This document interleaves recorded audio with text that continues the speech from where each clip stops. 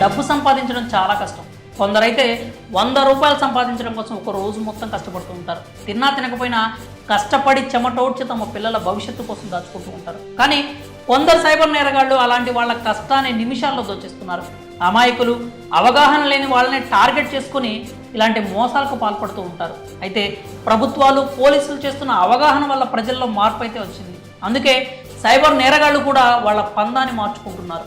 ఇప్పుడు ప్రజాపాలన దరఖాస్తులే టార్గెట్గా కొత్త మోసాలకు తెరలేపారు. తాజాగా ఓ మహిళను మోసం చేసిన విషయం వెలుగులోకి వచ్చింది.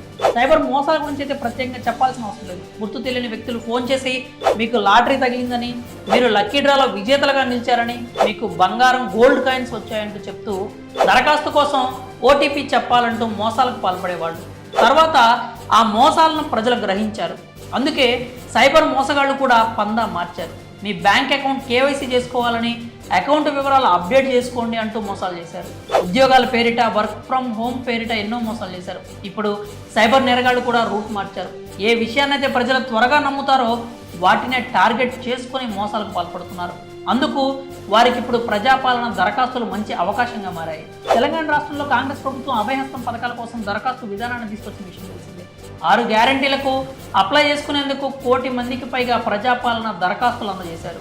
ఇప్పుడు వారినే టార్గెట్ చేస్తూ సైబర్ నేరగాళ్లు కొత్త మోసాలకు పాల్పడుతున్నారు. ఇప్పటికే పోలీసులు ఈ నేరాల విషయంలో హెచ్చరించారు. గుర్తు తెలియని నంబర్ల నుంచి ఫోన్లు వచ్చినా, ఎవరైనా ఫోన్ చేసి ఓటీపీలు అడిగినా చెప్పొద్దంటూ తెలియజేశారు.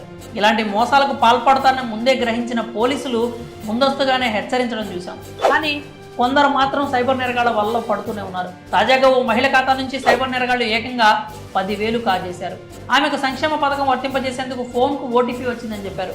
తమకు ఆ ఓటీపీ చెప్తేనే దరఖాస్తు ఓకే అవుతుందని మాయమాటలు చెప్పి ఆమె వద్ద ఓటీపీ తెలుసుకున్నారు. ఇంకేముంది, ఆమె ఖాతా నుంచి 10,000 రూపాయలు మాయం చేశారు. 1 కోటి మందికి పైగా తెలంగాణ పౌరులు అభయహస్తం పథకాలకు దరఖాస్తులు తీసుకున్నారు. వారు వారి దరఖాస్తులను నేరుగా అధికారులకు అందజేసి రసీదులు కూడా పొందారు. ప్రస్తుతం ప్రభుత్వం నియమించిన అధికారిక ఆపరేటర్లు ఈ వివరాలను కంప్యూటర్లో ఎంటర్ చేస్తున్నారు. ఈ విధానం ముగిసిన తర్వాత డోర్ టు డోర్ ఎంక్వైరీ ఉంటుంది. ఇప్పటికే ఈ 6 గ్యారంటీలకు సంబంధించి కేబినెట్ సబ్ కమిటీ కూడా నియమించారు. అర్హులైన అందరికీ పథకాలు అందేలా కట్టుదిట్టమైన చర్యలు కూడా తీసుకున్నారు. కాబట్టి ఇలాంటి మోసగాళ్ల ఫోన్లకు స్పందించొద్దని పోలీసులు అధికారులు హెచ్చరిస్తున్నారు. ఎవరో గుర్తు తెలియని వ్యక్తులకు ఓటీపీలు చెప్పొద్దంటూ సూచిస్తున్నారు. మరి ఇంత విలువైన సమాచారాన్ని మీ బంధుమిత్రులకు కూడా